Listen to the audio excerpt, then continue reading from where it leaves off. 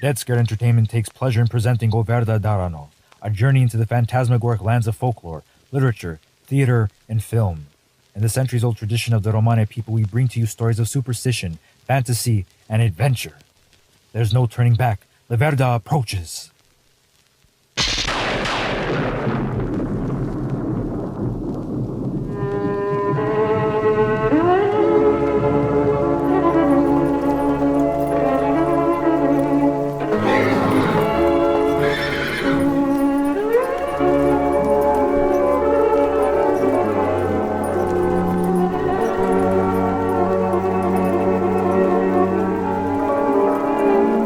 Latchi Ratyi Miro Amal.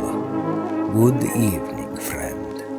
I am Kalman Boross, star of stage and screen, intellect, lover, alleged murderer, and, yes, by blood, a count. I'm certain you are expecting little Miss Esma Kallai.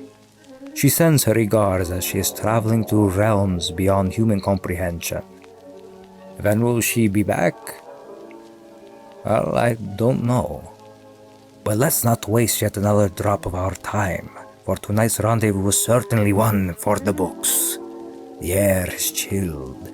The trees have fashioned their autumnal burial shrouds of reds and yellows, and all manners of ghouls have clawed their way back to your doorstep. All Hallows Eve is upon us, Miro Amal. The veil is thin, and the dead are just aching to join us. There's one now. Will you invite it in? The dead can wait a little longer. And besides, we are already in the company of a monstrously fascinating guest. I happen to have a fondness for this next vict. I mean friend, as she shares a hunger likened to my own. Companions, I speak with Professor Madeline Potter, a fellow Rom hailing from Edinburgh. From what I've gathered thus far, she has a fascination with two wonderful subjects: Gothic literature and vampires. I must say, it's been a rather revealing conversation, if you understand my meaning. Oh, don't look so shocked. You just realized why I coaxed you into entering this Verda. Death is inevitable for you. Yet this conversation is teeming with terror that I'm just gnawing ravenously to hear. Shun.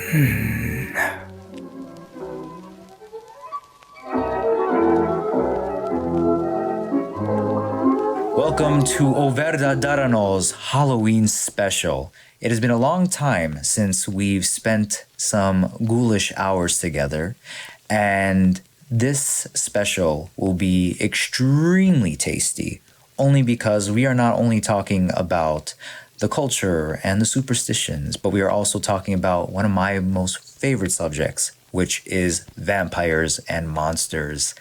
And I just cannot wait to dig my fangs into this conversation with our guest.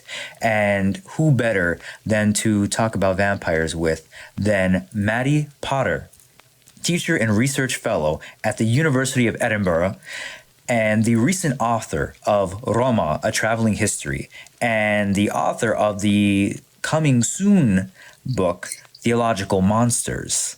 So already with the combination of those two pieces of literature, I'm at the edge of my seat. So, Maddie, how you doing today? Hi, Piers. Thanks so much for having me on. I'm super excited to be talking about all sorts of monsters and folklore and vampires and Romany folklore about vampires and assorted things. Super excited, and thanks for having me on. Yes, we are so happy to be talking. Usually I would do these with my sister, but right now she's presently actually out in a bunch of museums in Boston right now, learning about the history of America with her best friend. So she sends her regards, and hopefully maybe one of these days you'll be able to catch her on another episode. Who knows? But in the meantime, I guess you and I are spooky enough and qualified enough to get things rolling. So let's get things going with, well, let's start from the beginning.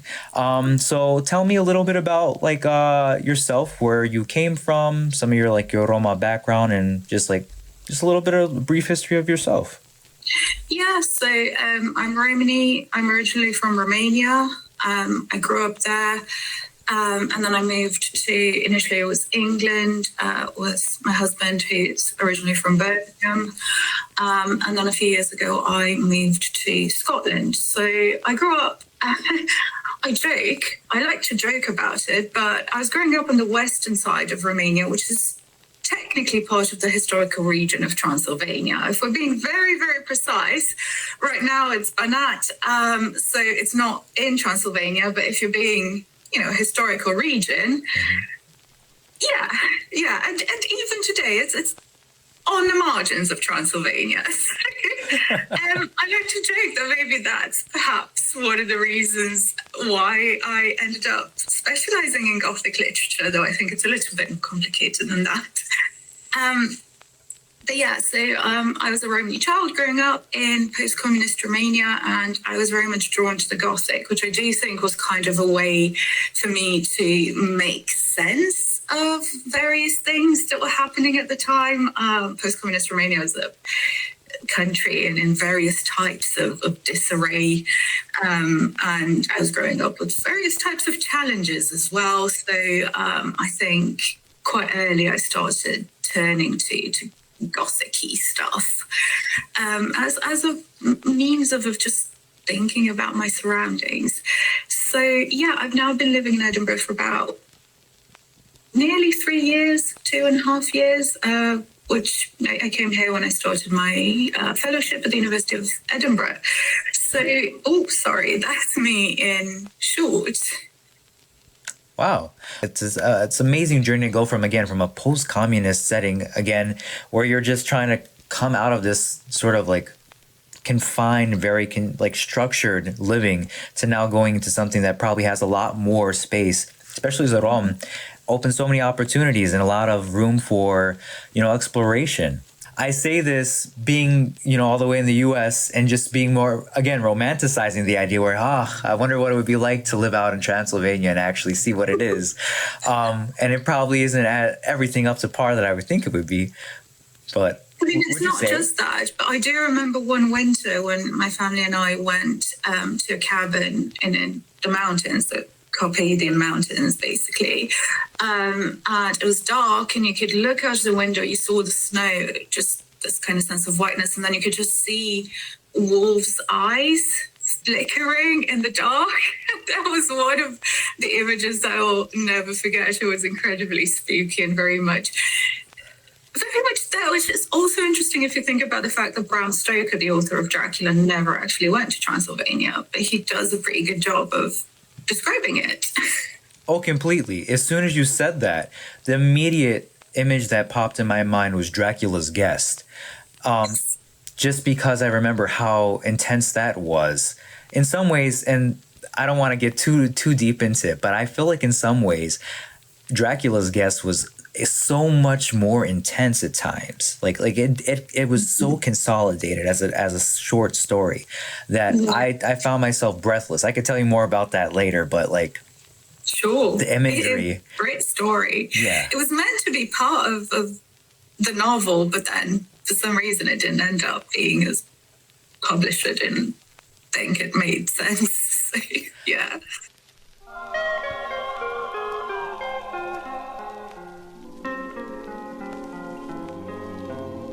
Here in the States, Halloween, scary movies, those things in particular are very much a part of not just specifically just growing up as a young kid, but specifically as a Roma child, you're raised on like scary movies, and like Halloween is sort of like outside of Christmas is like the big event. Would you say like growing up that you felt like you had a similar experience, or was it completely opposite? It was not in the sense that, and mind you, I've never been to the US during Halloween time. So You're missing out. But unfortunately, I've heard, and I've got friends in the States, and I've seen photos and clips, and it seems incredible. It seems amazing. When I was growing up in Romania, that wasn't happening. There wasn't any Halloween per se in Romania. So there was no kind of trick or treat or put pumpkins out or, decorate. However, there were loads of superstitions. There were loads of kind of folkloric traditions, especially among the Roma, but not exclusively, also among non-Roma Romanians. About various things that go spook in the night. So, for example, this continues. I mean, I haven't been back to Romania in about 5 years now. But it's still happening that on the eve of St. Andrew's night, people put garlic garlands around their windows because it is believed that it actually keeps the strigoi, the vampires and the revenants at bay. So, we didn't get this sense of kind of performative Halloween necessarily. We did get all these kind of traditions that were actually alive. And we had various ideas about, for example, animals being able to talk in particular nights if the stars aligned. And I remember being absolutely terrified of a family dog. Because I thought, I was young, I was a child, I thought, what if it starts talking and then starts saying really, really crazy things? Yeah. And then I won't be able to look at my dog in the same way again, ever. So, no, there wasn't a sense of Halloween in the way that it exists in the States or that exists in the UK. And I think now that is starting to kind of globalize and reach Romania as well today. How do you celebrate this particular part of the year? I mean, I remember when I was postdoctoral fellow at another university, and I was commuting to teach, and we were having this little Halloween party for students and so they could come dress up. And at that point, I was very much dressing up very gothy in my day-to-day life. And I just went to the party. I didn't dress up because I thought, I'm teaching, I have to travel. And then everybody said, "Oh, I love your costume." But I was just wearing my usual long black dress. But I do enjoy dressing up when I can. So I do I've got custom made vampire fangs. I've got, I really do enjoy doing some dramatic makeup and that kind of thing. But also it's just so happens, so I mentioned that this year I'm teaching MR James. I have taught Frankenstein and Dracula on Halloween Day. Nice. So, you go to work, it falls on a work day, but you still do something. But it can be, because I've also been doing quite a few interviews and podcasts around Halloween, so it's that strange mix for me as a Gothic academic and as a goth where you want to enjoy it and you want to dress up and go to Halloween events, but then you're also quite busy. Yep. Yeah, I do, and I do enjoy. I have baked pumpkin pie before, so that is a fun thing to do. And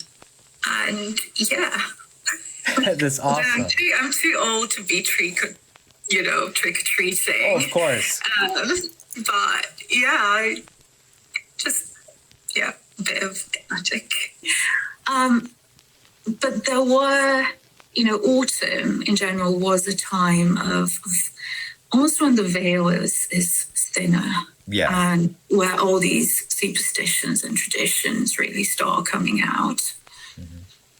Yeah, that makes sense, because very much, and it's kind of funny because my family, they're regionally from like what would be today like modern day like east or like western Slovakia, like southwestern Slovakia.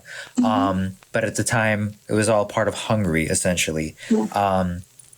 Even today, like we still keep some of the traditions that we had back then.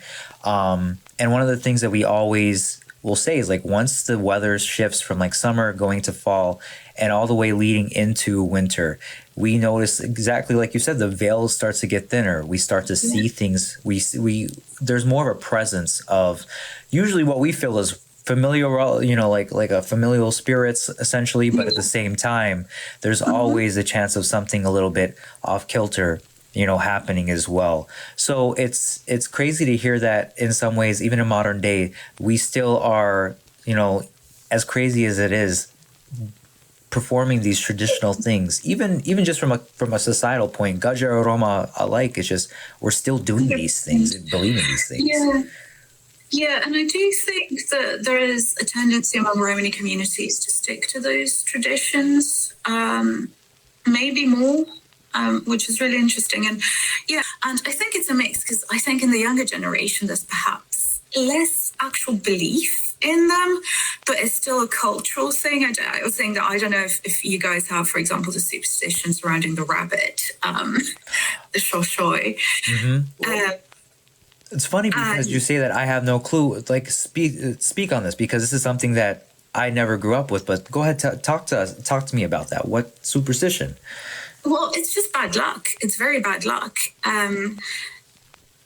For us, from my community, it's just one of the worst harbingers of bad luck. Wow. And I personally don't necessarily actually believe that a rabbit is bad luck, but at the same time, there's something cultural, something that doesn't quite let me be very comfortable around rabbits nonetheless. Or if I see one, I think, oh no, is something going to happen, even though I don't necessarily actually believe it. Yeah. So I think there are cultural dimensions to these that I think are very much related to identity, and that's so much part of us. Very true. The way we just inhabit the world. Crazy. I never heard of that because, to be honest, like in my neighborhood, even though I live in a very urban part of Chicago, I'm surrounded by rabbits constantly. So now knowing this, that this was something I'm like, this is something I would like to look into because who knows, maybe this is a thing. Maybe this is something that maybe my family's been removed from for long enough. And now it's time that we open our eyes again. The attack of the rabbits. It also just depends, right? Because there's so much diversity and variety amongst the Roma. People just think, oh, Roma's an ethnic minority, but Roma's just that group that left India some 1,500 years ago, and the different subgroups are more like ethnicities, and they just really vary. And I think there's different traditions among different groups as well, and different superstitions. So it could be that you guys just don't have that. So exactly. It's really interesting to compare as well, I think. I agree because see, like for us, it's funny because like in my vitsa, it's very much where cats and birds are bad luck. So, and I've heard that from other like vitsa as well. But then I also have like cousins though who they have wonderful cats, you know. And so I will say the one thing surprising that they don't have are birds.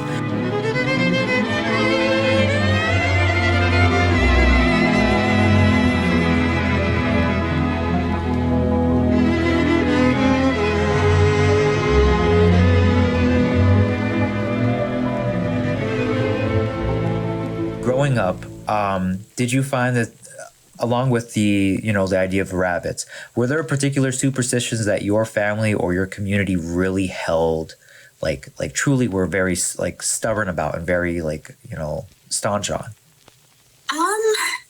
Yeah, variously. I mean, the rabbits, my grandma never liked rabbits. She was actually quite, Wow. My family were quite scared of bats as well, so that was one of the things. Yeah, absolutely. Loads of kind of superstitions around bats and owls as well. Yes.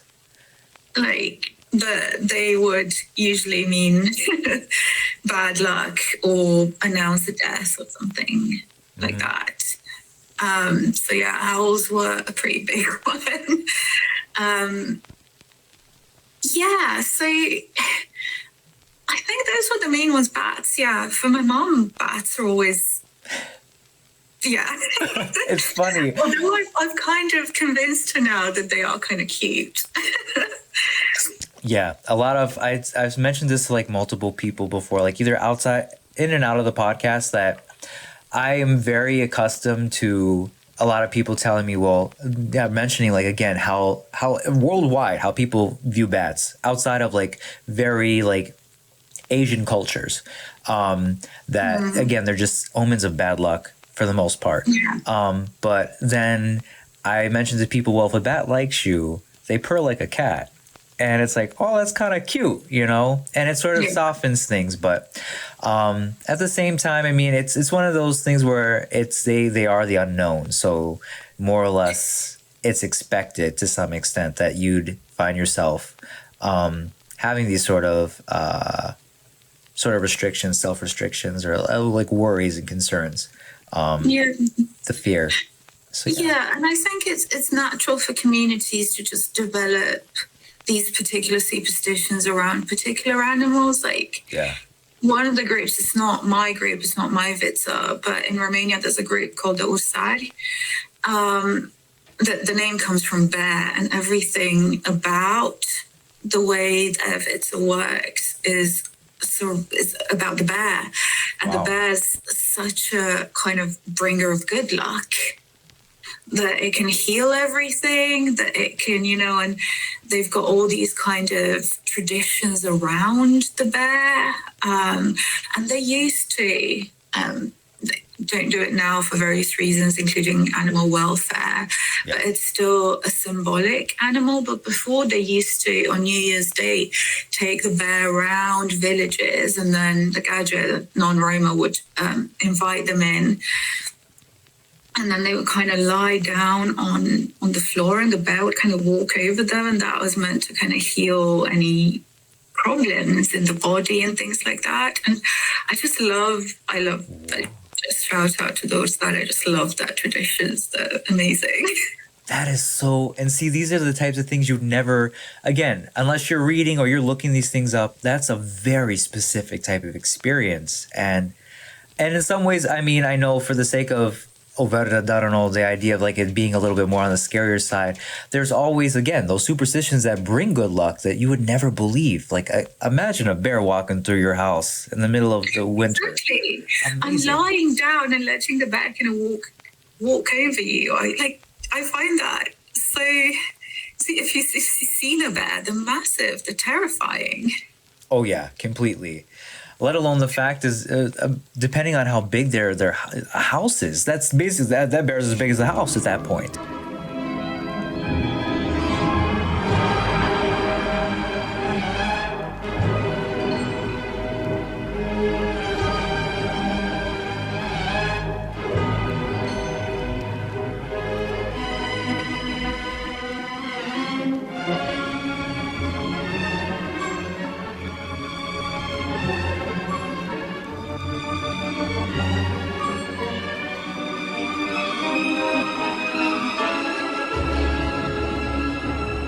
In this case, you could speak on film, obviously, but what were some books that really drew you into the world that you live in now?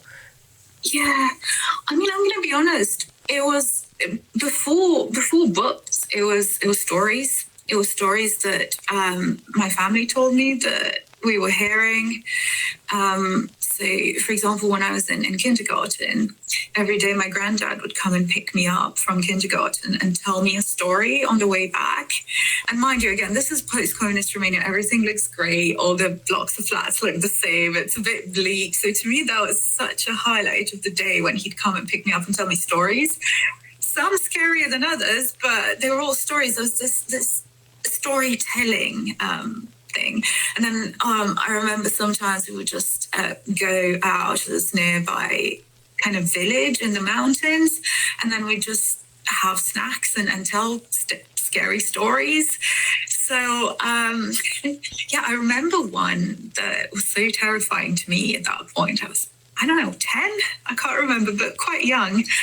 And there's always, you know how these stories always go that this happened to someone's sister's brother's cousin, someone that that is just about traceable. Yeah. That makes it real, but not you, so that you don't say it happened to me. And it was about a woman from the community who had died, and they didn't do the rites as they should have, right? Anyway, people forgot that everything moved on, and one day a taxi gets summoned to the cemetery, and there's this woman wearing a traditional Romany dress, long skirt, and a décolleté, just like a headscarf. And nothing unusual. And she says, you just take me to, she gives the taxi driver the address, and the taxi driver takes her there. And she said, now, can you just wait for me and I'll come back, and then you take me back to the cemetery? And the taxi driver's surprised, but fine. I mean, ultimately, he's getting paid for the fare, hopefully, right? Yeah. And then on the way back, she gets a nosebleed. So she says, oh, it's fine. She takes a handkerchief out of her pocket. She stops the nosebleed. He takes her back to the cemetery. She pays him. Everything's fine. And then someone dies at the address that he took her to, right? And then it turns out that she was a revenant. So they go to basically dig her up, because that's what you do with the revenant. And they dig her up, and everybody's skeptical and says, no, it can't be. And then they dig her up, and the body, they find a handkerchief with fresh blood on, which was the nosebleed, right? So this was one of the stories I heard very early on, that I think it's still sticking to me. It's still, I can still picture it. And all sorts of that kind of stuff. And then I remember seeing they were starting to show films, because I didn't grow up during communist times. I was born in 1919, sorry. There you go, 18. I promise I'm not actually a vampire. 1989. But before, they didn't used to have TV. They didn't used to have, they had kind of black and white state-sanctioned TV. So film and colour TV was quite new in the 90s, and they started showing these films. So I remember they showed, I can't remember which one, but one of the Nightmare on Elm Street films. And I was way too young to see it, but I did watch it. So that, I think, kind of contributed. It kind of added itself onto the scary stories that were already in the background. And then a massive turning point for me was when I watched the old Interview with the Vampire film. I must have been around, I think, 11. And it really, really shaped my Gothic imagination. That figure of the vampire gave this, to say the figure of the kind of shiny, anthropomorphic, exciting vampire gave shape to a lot of these things that were kind of percolating in my mind. And very soon after, I saw Francis Ford Coppola's Bram Stoker's Dracula, which led me to read Dracula as a young teen.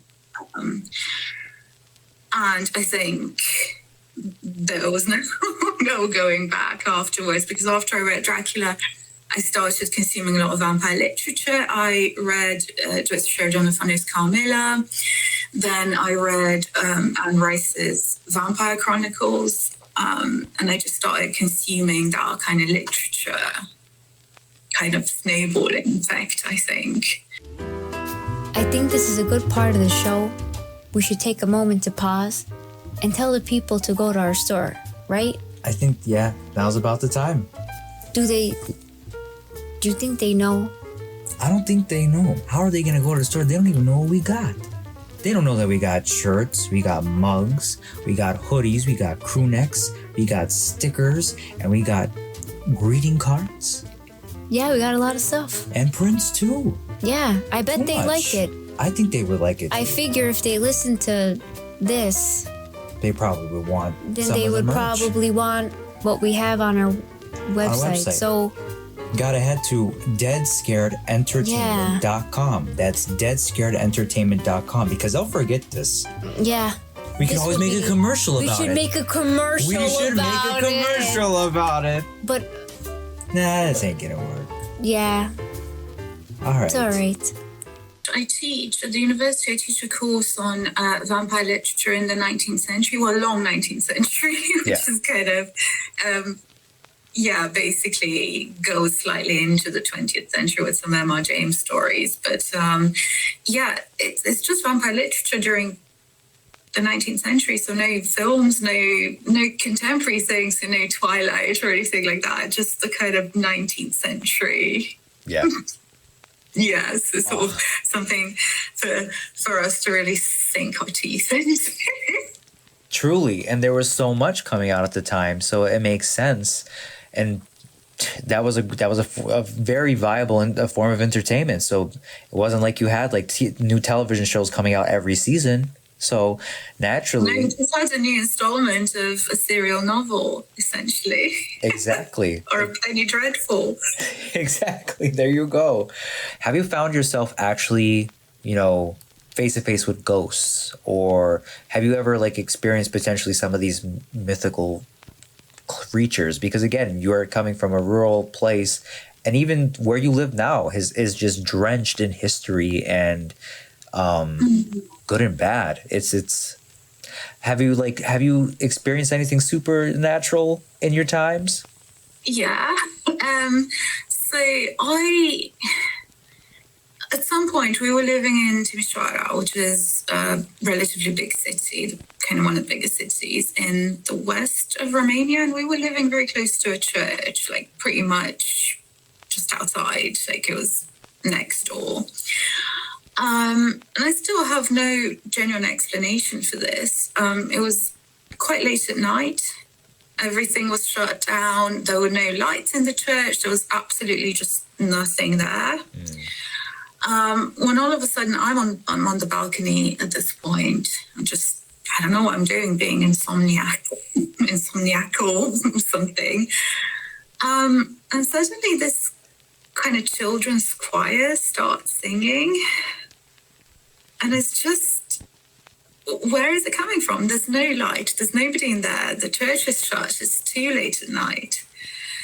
And while I'm not dismissing the possibility that there were some people practicing there at that point, I don't think there were. I still have no other explanation for that. It's quite strange. Ghosts. I don't know. But that is one of the ones that was very, it stuck with me. Another thing that I experienced, and you can look at it however you want, but I remember having this dream where at that point, there was an old man who was in our house, but it wasn't my granddad. I wasn't sure. And anyway, he got quite sick. And then a doctor came, and the doctor looked at him and said, in precisely 4 months from now, he's going to die. Which is, okay, that's not what a doctor should do, but... Yeah. And it was a very vivid dream. It was one of those very intense, vivid dreams. And anyway, I forget about it. I get on with my life. I was in school. I was about 15, I think, 16. And exactly 4 months after that dream, my uncle dies. Legit on that day, on that anniversary. So that was quite interesting as well. In terms of creatures, no, I don't think I've had any, encounters with. I did have a silly dream at some point where I dreamt I was a postdoctoral fellow at Durham at that point, and I was working on my book on theological monsters, and there's a chapter on Bram Stoker and Dracula in it, and I just dreamt the vampires came into my room. wanting to kill me, and me, instead of being terrified, I said, hey guys, could you look at my chapter to tell me if it looks right, because you've got lived experience of being vampires. I think it's just but that's just silly. But I think that that dream and that ghost choir were probably my top thin veil experiences.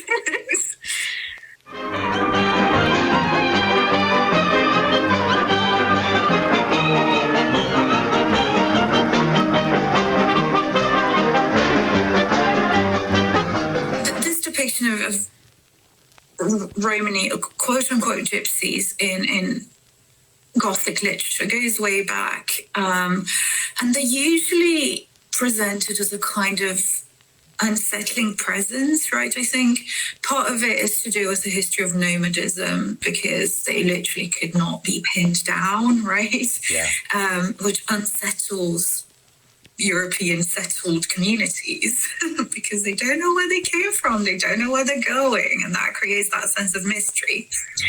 So they often become these kind of destabilizers of the plot without much kind of character depth. And then when you do have characters who are imagined as Romany or potentially Romany or drawing on Romany traits, when we deal with film adaptations, that's often again lost or whitewashed or not presented well. I mean, I'm thinking about Wuthering Heights. We still haven't had a Romany Heathcliff. It would be really great to have one. I'm thinking about, I don't know if you've seen the Last Voyage of the Demeter. Oh, yes. That film I've had some iffy bits and pieces about as well. I was so angry because not only did they hire yet, again, a white non-Romany actress to play a Romany character. There's this bit, spoiler alert if you haven't seen it, to our listeners, there's a bit where this kid on the ship says, oh, the captain's taught me a little bit of Romany, and proceeds to speak broken Romanian. And they're like, the completely different languages. Romany is Indo-Aryan, Romanian is a Romance language related to, Italian and French. Romany is related to Hindi. Completely different languages. Yes, there is a Roma minority in Romania. There is a coincidence in the way they sound, but that was really upsetting. Oh, yeah. I remember watching that film, and there was I was able to pull out maybe one or two words, and it's usually the basic words that you would probably today as a Rom be taught from young. There were just a couple words, I can't remember what they were, but I'm like, okay. And I did look up one. I think there was one actor towards the beginning of the film that is a Roma actor, and I think he was the only Roma actor out of the whole production. I think so, yeah. And then again, I purposely went in to go look at the rest of the cast. Nothing but Gadje.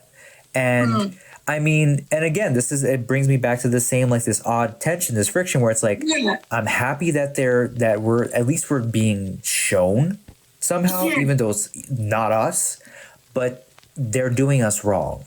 I think so. And that's exactly why I think, because I was having this discussion with Romany friends as well, and the solution isn't, okay, so they've been represented, they've been depicted in quite stereotypical and quite uncanny ways in Gothic literature. Yeah. The answer isn't to pretend that hasn't happened and just eliminate it. It's good that we're getting this idea, but we need to kind of think about how to take it forward with including genuine Romany experiences and authentic Romany culture. If you take Nosferatu, the Robert Eggers one from last year. Yeah, from last year, 2024, yeah. I went in very, very skeptical. Likewise. But it surprised me. I mean, I did have, I'll get to that. There was something that I didn't quite enjoy, but I was impressed by the fact that they actually did hire a Romany cast to play Romany people. I was quite impressed by the fact that I think they were filming in the Czech Republic. Yeah. But it was supposed to be set in Transylvania. Mm-hmm. So they knew that the dialect of the Roma in Transylvania will be different from the dialect of the Roma in the Czech Republic, because the Romany language has all these different dialects. So they did a voiceover. They recorded a conversation with Transylvanian speakers of the Romany language and then voiced it over the filming so that they got the dialect right, and that was impressive. The costumes were pretty accurate. Historically, that was great, because usually you get sometimes, especially when it comes to Romany women who are overly sexualized, you get this kind of slit skirt or very short skirt. And that is the reason why Romany women have long skirts, is because the lower part of the body is impure. It's not, they would not do that, right? So it's kind of caricaturing. You get the long skirt, but then it's lit all the way up. That's not how the culture works. So the costumes were accurate. I liked the fact that they were vampire hunters. I liked that twist. I didn't like, I mean, and I know that that's kind of Eggers' signature, but the naked, again, spoiler alert, if you haven't seen Nosferatu, there's a bit with the kind of naked virgin on a horse that doesn't draw on Romany folklore, and that would basically break Romany purity laws to do that. And I'm not saying don't have it, but don't frame it as if it's part of a Romany kind of cultural, you know. I think that kind of took it a step back for me, because that would be crossing purity laws. Yeah. But apart from that, it was great to see attention given to the culture. It was great to see a Romany cast being there for the Romany group. It's great that they got not just the language but the dialect right. So yeah, I mean, it's been a while since I saw the film, because I saw it when it came out and then I didn't rewatch it. But I remember thinking, yeah, this is pretty good. This is actually engaging with the culture, with the caveat of what I said. Oh yeah. But then I'd like to kind of see more of that, and it'd be great to see, more fully fleshed Romany characters, Romany experiences, but also, Romany film directors. And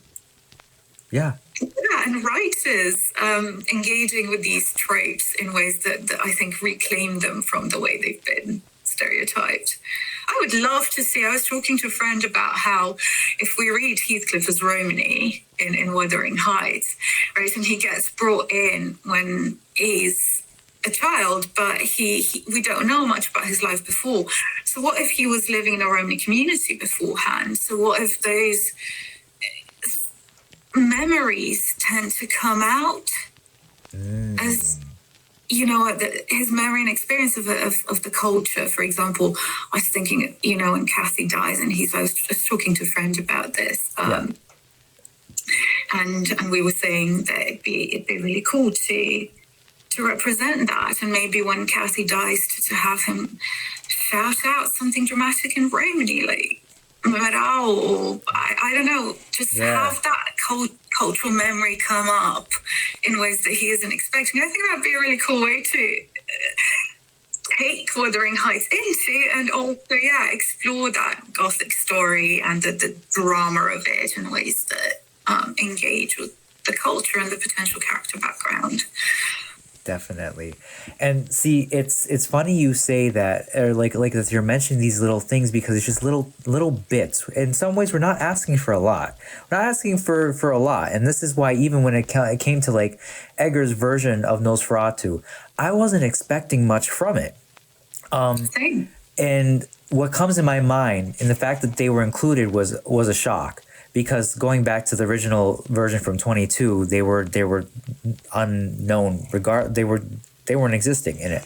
But at the same time, if you go back to even Werner Herzog's version, I think it was like in the 70s, there was a whole scene where Hutter sits with a group of Roma who essentially basically tell him that going to the castle is a place of nightmares, it's a place of dreams, it's a place where people don't come back from. And am I saying that again? It's the best, like, sort of example. It's still very, again, caricatured, but at the same time, it feels comforting to watch a film because during that, specifically, like with my dialect, I just by association, I'm slowly but surely learning more Romanian dialects of Romanes, but it was interesting to hear of dialect that was very similar to my own, to the point that I could basically understand everything that was being said, and I was like, wow. And that's when, again, the synapses were starting to fire. I'm like, we're so much a part of the myths and the superstitions of this region that to in some ways separate the both it's very difficult.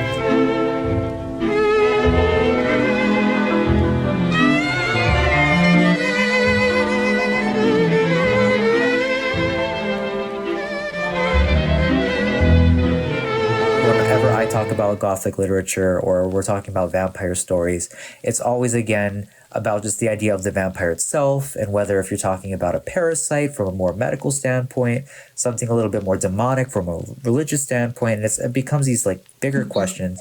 But one thing I'm always curious about, because a lot of the listeners that we have and some of our guests actually work with bats, or very much like are very like drawn to that because of, outside of this, I have a cartoon called Vic and the Bat Pack, essentially, which is, again, reclaiming bat identity and doing something completely different with how we see them from what we know. So what role do you feel like, being, again, of avid reader of this literature, like what role did bats play in this literature, and why did they receive such a negative image, and did Roma have any sort of attribution to this? Were there any connections between Roma and bats that you found throughout this, or even outside of it? So it's really interesting.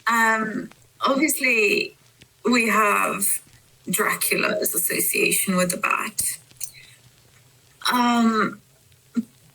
But it's okay. I'll begin with this book called The Blood of the Vampire by Florence Marryat, which, if you haven't read it, again, sorry, I'm going to spoil it. So if you're listening and don't want to know, mute me now. Obviously, if you don't know it, I'm sorry. It's okay, no worries. I'm fully prepared. But the gist of it is that it frames the question of this woman who is biracial, is a psychic vampire who doesn't know that she's a psychic vampire and kind of drains people of their energy without knowing and without wanting to.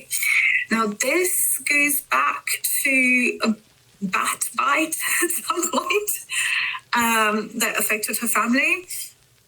So I think there's this sense of infection, right? Okay. There's this sense of the human-animal hybrid, the idea of the bat bite coming, infecting and then basically leading to this. And obviously that's not directly related to Roma in any way or form, but it is related to ethnic and racial minorities. Yeah, this sense of, and that goes back in literature quite a lot. If we think about Jane Eyre by Charlotte Bronte, another Gothic novel, we have this woman in the attic, right? Yeah. Bertha, who is, again, she's not white, and she's presented in these very kind of animalistic, beastly terms. So there's the association between the animal and all ethnic minorities. Yeah. So again, not directly related to Roma in that way. It does affect Romany depictions. So that's, for example, a story, one of the Sherlock Holmes stories called The Speckled Band, where we get this association with quote-unquote gypsies again. But these depictions tend to kind of affect more broadly, ethnic minorities. And then, we get the idea of the bat coming in. So yeah, there is that. And then Bram Stoker did study some Transylvanian superstitions, particularly. So there are loads of, I don't remember right now if anything about a bat comes up in there, but but the problem with the way he studied Transylvanian superstitions is that he was looking at texts that were not that authentic. So even the word Nosferatu he takes from Emily Gerard's The Land Beyond the Forest. And Nosferatu is not a word in Romanian. It doesn't actually mean anything. There's been loads of speculation as to what it might actually sound like. Could it be Nekoratu, which is actually like it literally means the unclean one, and it's associated with the devil, but it's a bit unclear. So he takes his sources from accounts that aren't necessarily the most authentic, but he does study them. So he does look into superstitions, and the Roma are mentioned. I was just writing about that there's all these sections on the Roma in these books that he's reading. All right, I don't remember if there are any bats mentioned.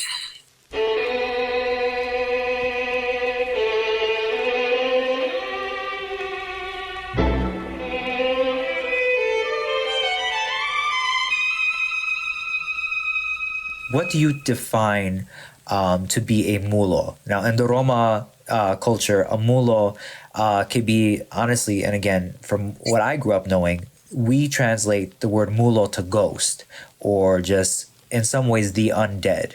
But I wanted to get your definition of what a mulo is, and what are examples of like creatures, at least today, that we know from a modern standpoint that resemble that, or like very similar, and do they have similarities to vampires, werewolves, zombies? Talk to me about mule, because that's one of the biggest things that most people don't know about that is huge in our culture. It is, yeah. Right, so mulo it literally means dead. If we're just kind of that's what it means, right? So it's a kind of undead entity. I think it can be a ghost, so it can be not corporeal, or it can be corporeal, like that woman in that story would count as one, right? The one who took the taxi and had a nosebleed. And I think in that story that the whole kind of physicality of it is really interesting, right? That detail of the nosebleed. So, and I think, mind you, so it's really interesting to think about Roman funerary rites as well. And I think these, again, vary from group to group. But in my community, there's this emphasis on, like, when you bury someone, put material stuff with them, like a comb or a mirror or stuff in the grave. Do you have that too? Yes. Because when the resurrection date comes, they've got those things to make themselves look presentable. But then they might also, what if they wake up? What if they need it, right? What if or sometimes you leave some money, because what if, they need to pay whoever comes to take them wherever they're going. So there's this sense, death is always, it's impure, but it's not an end in most Romani folklore. So when they come back, usually I would say, from my experience, the mulo is something scary. It's something terrifying. Usually a person becomes a mulo, so an undead kind of, I think revenant might be, because revenant can mean anything that comes back, right? Okay.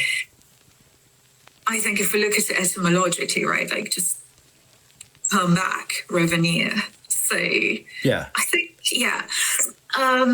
so they could come back physically, and they could do so usually because something has gone wrong with the funerary rites. They weren't done properly.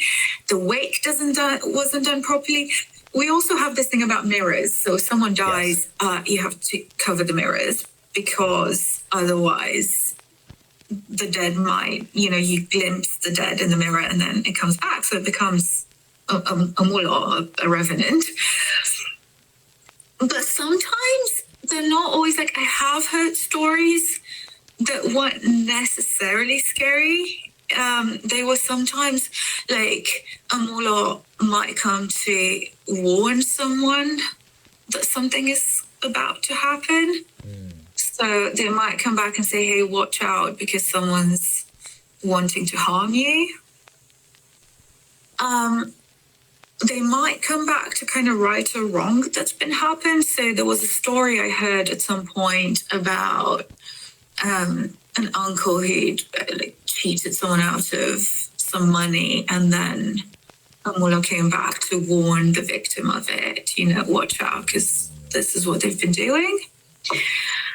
Or you might even have heard stories where they're just tricksters, that they just get up and play pranks on people because why not?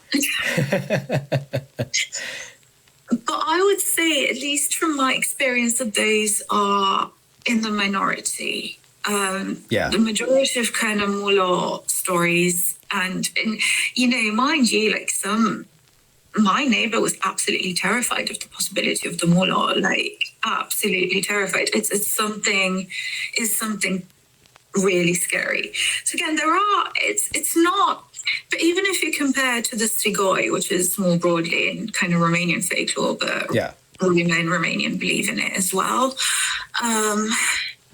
It's not like we think of the vampire as, you got Lestat or Bluey or whatever, and they're this very kind of clear figure. Yeah. It's a resurrected corpse that has gone through a particular ritual to become what it is and has its own memory of its own life. I think with the mullah, it's just far more fluid than that.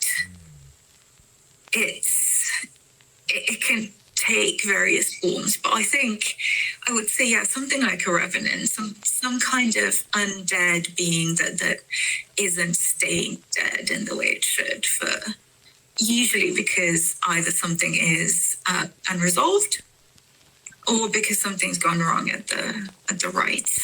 And the reason I ask that is because, from the American standpoint, being so removed from these experiences, we've had instances of mullah, essentially, and specifically, this was, mind you, happening again early 20th century, even late 19th century, when my family made their way over to America, where these things have happened, where the dead have risen from their not necessarily after they were buried, but even before they were buried, when there was the viewing of the bodies. In this case, there were many instances I've heard from people in my grandparents' age that have experienced the dead rising out of their caskets among multiple people, and this being a recalled memory by many. So it exists, and it's strange. It's unbelievable, and it's hard to believe that for some reason this is, I don't want to say it's a Roma specific experience. There are obviously examples of this throughout many cultures, but it's so strange to know that we just specifically have this entity, and it has this ability. People we love have the ability to become this.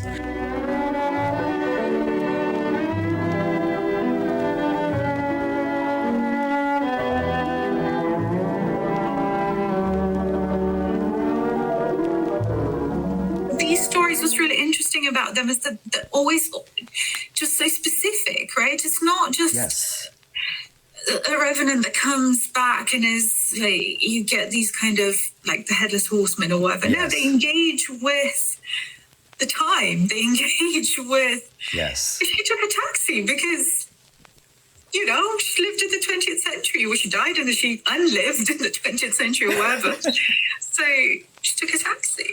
It's amazing. And it's, like I said, throughout this podcast, I've had stories that were similar to what you've told me, like in this instance.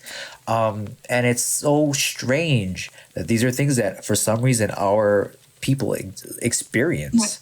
So it's fascinating, but again, very terrifying. But to keep the terror going, essentially, you being so close to so many stories throughout basically centuries at this point.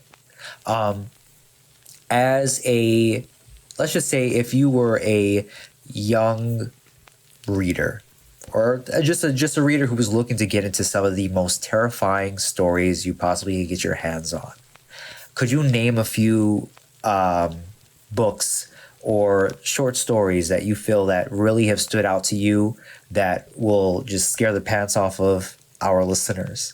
Yeah. M.R. James stories. I mean, I 100% recommend it. I'm teaching M.R. James on Halloween Day. Nice. I find his stories really terrifying. Count Magnus, Mr. Humphrey and his inheritance. Any M.R. James story, really. A Whistle Now Come to You, My Lad. Number 13. They are great. They are really brilliant. So definitely one of my favorite ones is M.R. James. Okay. So definitely recommend him if you're into kind of scary ghost stories. Love that.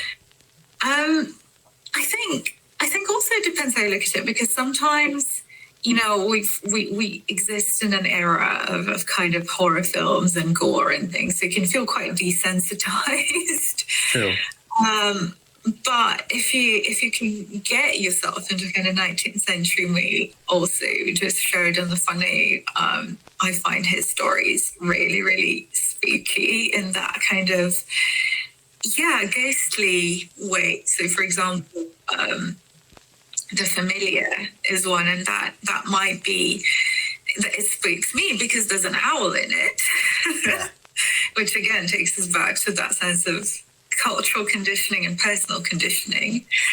But definitely I would recommend MRJ, just Sheridan Le Fanu's ghost stories as well. But I think also, honestly, we're obviously, again, we know it so well. And I've read Dracula about 18 times now. I believe because I'm teaching it, so I have to reread it again and again. But it's really terrifying if you just try to let go of all the knowledge and ideas that you have about the story and just sink into the tale. There's this bit where he's crawling down the castle wall. Yes. And that is so spooky. That is so terrifying, actually. It is. And then if you just, plunge yourself into that experience, the bit where Jonathan Harker tries to escape and he's trying to go out towards the forest, and Dracula summons the wolves and says, well, you're free to go, but... And that's terrifying. Also, which is part of why I was so disappointed in the Last Voyage of the Demeter, is because the Demeter scene, that ship scene, is one of my favorite episodes of kind of, scenes in the novel, because it really gets into the sheer terror of being trapped on a ship in the sea with this creature. Yes. What do you do?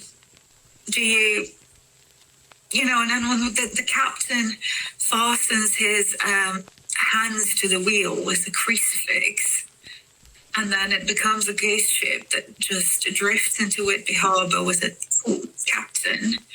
And the way that is described with him flapping in the wind, if you just go back to the text, it's actually really, 1897. It's pretty scary. Yes. And that's what I try to do. And I've noticed that every time I read Dracula, I notice new things about it. It's almost as if I notice that terror the more I read it, which is perhaps paradoxical, but maybe I feel like, well, I know the story so well now that I can allow myself to really take in all those details. That makes sense. Yeah, I think I've had that experience as well with the novel. I'll admit it's been a while since I've read it. I've been meaning to reread it for this exact reason, because it's kind of like, again, it's like entering a room you usually do and allowing yourself to notice the bits and pieces that I never noticed this before, that make it brand new, that give a little bit of excitement to some extent. So I completely agree in that sense where, yeah, The Last Voyage of Demeter, to me, is probably the most, again, that could have been a whole novel in itself. Absolutely. Yeah. And it had and the movie, I'll say this, from outside of the Roma depiction, I feel that it was a very interesting take. I have a little bit of a soft spot for it, only because this was the first time in film that we really get a more of a bat-like depiction of Dracula. Yeah, I can see that. Yeah. And I mean, this is a deep cut for some. If you don't know this, spoiler alert, but it wasn't ever made. But there was talks decades ago, before there was Frankenstein meets the Wolfman, back in like the late 40s, that started the cinematic universe template. They were going to be releasing a Dracula versus the Wolfman, and the only reason they couldn't do it is because Lugosi was too old to go through the makeup and the huge gigantic bat costume. Otherwise, we would have basically gotten the clash that we've seen in Van Helsing a lot earlier. Yeah. So yeah, that bit, you should look at, if you haven't already, the frontispiece of Varney the Vampire. I haven't read that yet either. I've been meaning to read that one too.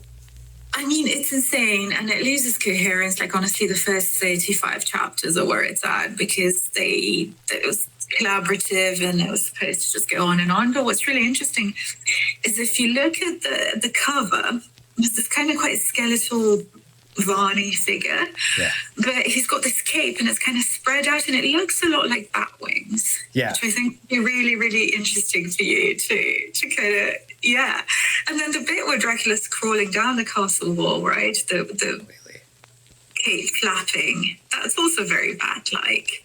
Exactly. It's in some ways it's like, and I was just telling this to my girlfriend the other day. I was saying the fact that, one of the most wonderful things about living in today's world, and one of the most terrible things about living in today's world, is that Dracula exists and I didn't come up with it first. Yeah, I know. I always say this about Batman. Batman exists, but I didn't come up with it first.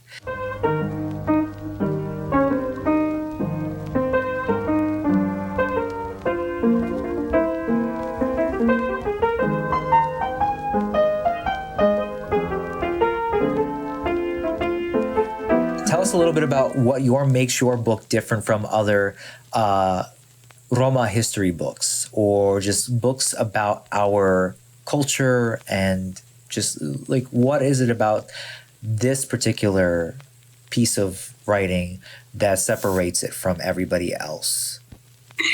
I mean, one thing is that it is written from a Romani perspective. There are so many books about the Roma written by non-Roma. Yeah. The other thing is that it's obviously it's a history book, but it's actually very hybrid. So it brings in memoir. So it's an autobiography mixed with history. So I want to pay history. I want to pay tribute to the history of nomadism. And I also want to pay tribute to my own family history and to my personal history. So I start in Britain, where I've lived now for quite a long time. And then I travel. The next chapter is based in Romania, where I was born and grew up. And then I start traveling around. I go to Bulgaria, Austria, Germany, France, Spain, the US, Sweden, drawing on my past experiences traveling through those countries. and weaving them in with the tales of Romany people there. One thing that I was very keen to do is to pay tribute also to that diversity of Romany groups, to show that there's so much in common and so much that's shared, but also to zoom in on that specific history of the Roma in a particular country, which means I've learned so much about other Vitsi, I've learned so much about other subgroups of the Roma, about their history in Sweden, in France, in the US, and so on and so forth. And the other thing that I really, really wanted to do is, because we think of history as, oh, this happened in, I don't know, 1829 or 1945 or whatever. I wanted to show that it happened to people. So in each chapter, I tell the story or stories of real Roman individuals who lived. So I tell the story of Django Reinhardt, the famous Manouche jazz player, inventor of Manouche jazz, who suffered this horrific accident where he was maimed in a fire, in a caravan fire, and then invented a new technique. So I tell his story. I tell the story of Johann Trollmann, who basically was a Thinto boxer in Nazi Germany who mocked the Nazis, who wanted this kind of Aryan fighter, and he put flour on himself to make his skin white and bleach his hair peroxide blonde to basically poke fun at their Aryan ideal. So I just tell these various stories of real Romany people who lived and bring in that oral history. I bring in those stories. I tell fairy tales. I tell things that I've heard growing up. I tell legends. So it's a history, but it's a history that brings all these experiences together, I think, including my own and that focus on oral storytelling. Oh, that's amazing. And could we expect, at least at some point, because I know you said fairy tales and legends, I'm guessing there's at least a little bit of some spookiness in there, just potentially, or maybe not. Maybe this is your foray outside of the macabre. There's a bit of spooky stuff in there. Oh. Well, then I'm definitely going to take some time to either listen to this, either audiobook-wise or actually pick up a copy. I think I should pick up a copy just so I could just remove myself digitally and actually have something physical to hold on. But I definitely want to read this now. And where can we find this book? Where is it available? It's available on all major platforms. So in the US and North America, if you go to HarperCollins' website and look up the Roma Traveling History, it will contain links to all the major platforms, Amazon, Barnes & Noble, local bookshops, where you can buy it or order it. And obviously the audio is nice because it actually taps into that orality, the storytelling, but the hardback is really nicely produced, and it's got this plate of illustrations in the middle, which I'm very, very fond of, because it's got portraits of some of these characters that I write about, but also just images of for example, the Romany palaces that have been built in Romania in the post-communist era, which are fantastic. And I feel like they pay a real cool tribute to that visual culture that I think is quite essential to being Roma.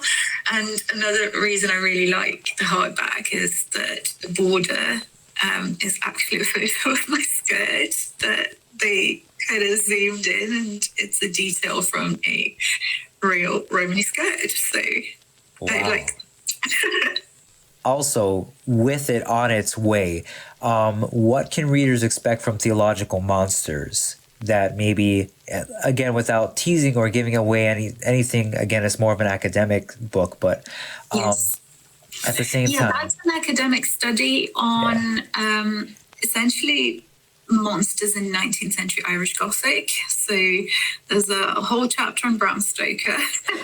Love it. As well as Joseph Sheridan Le Fanu, who I just gave a shout out to. So I look at that relationship between, I suppose the question at the core of my book is how are monsters like God, or what can monsters teach us about God? What's that relationship between the body of the monster and trying to understand something about the afterlife, about divinity? How does that work, right? Because if we think of the monster not as allegory, not as something that represents something else, but as a real thing, which I know I'm asking you to do an exercise of the imagination, but imagine Dracula was real. Yeah. He wouldn't represent something, he'd just be Dracula, he'd be a vampire, but he'd be a vampire that came back from the dead, and a vampire who embodies all these things because Christ came back from the dead, right? Yes. So it would be a way of understanding something physical about God in a way that you can't otherwise. So I then look at how literature, Irish Gothic literature, stages these questions and how it uses monsters as ways to kind of try and tease out something material about God in the afterlife. And also how they move away, because I draw on so often we look at, these are Protestant writers. And then there's a tendency to say, well, maybe Dracula is showing a kind of flirtation with Catholicism. What I say is actually that you can't really read them from either a Protestant or a Catholic point of view. They bring in elements of magic, they bring in elements of the occult, they bring in all sorts of various things together. So I kind of try to move away from saying this is a doctrine and kind of look at, okay, what does it actually try to understand? Wow. That's amazing. Because in some ways, that's something that I always tell people, especially a lot of Roma who are very superstitious, who like even growing up have said, well, why are you so interested in so many like evil, dark things? And the one thing I would respond to them with is, well, because by understanding what darkness is, it makes me have more of appreciation of the lighter side of things, at least what we consider the lighter side of things. Yeah. You know, because if evil exists, there has to be a God. There has to be an opposite force. Yeah. And I think there's also, there's that potential, I think, I call them in kind of, academic language, I call them epistemological vehicles for the divine. But what I'm saying is that essentially, they help us know. They help us understand. Yeah. Monsters really help us understand something about life, and then, about God, about the world, even about ourselves.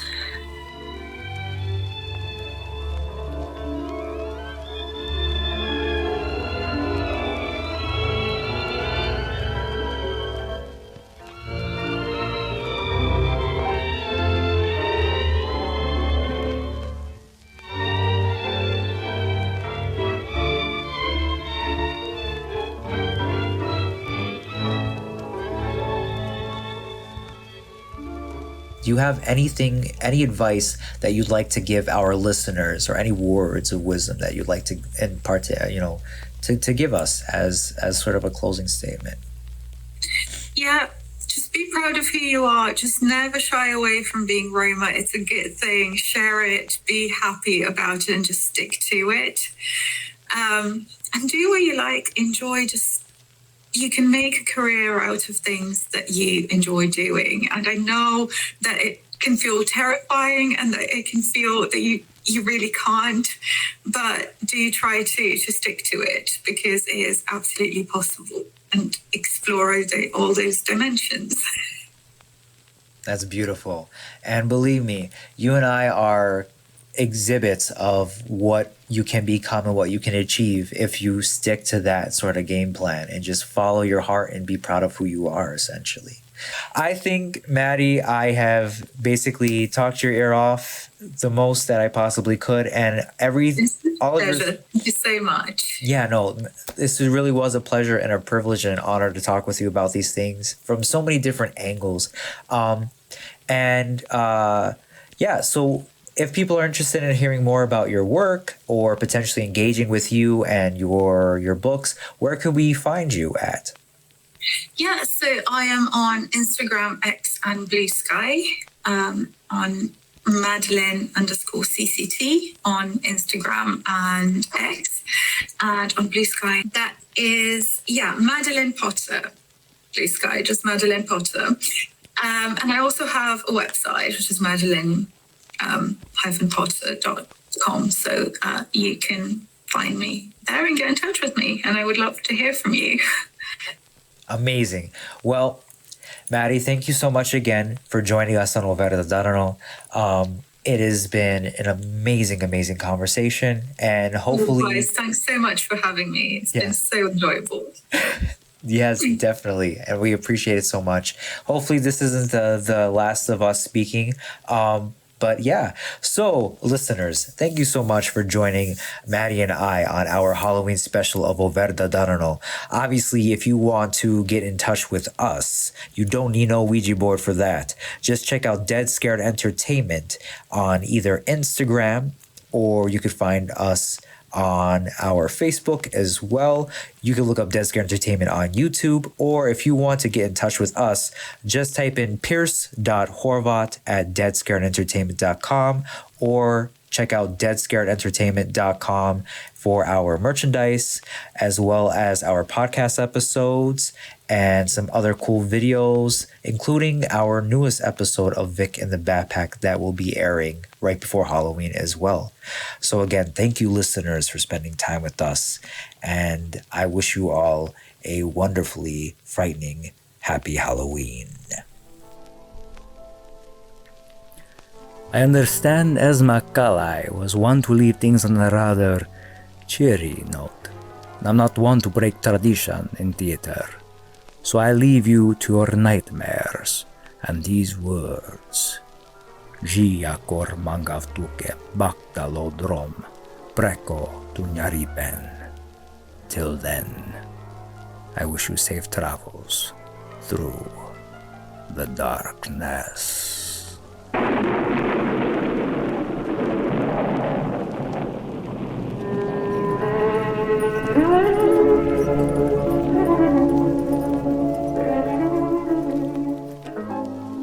This broadcast of Verda Darano was brought to you by the talents of Pierce and Raquel Horvath, creators of Dead Scared Entertainment, with the help of Piroshka Raj. You've been listening to a production from Dead Scared Entertainment, where terror is our tradition. Good night.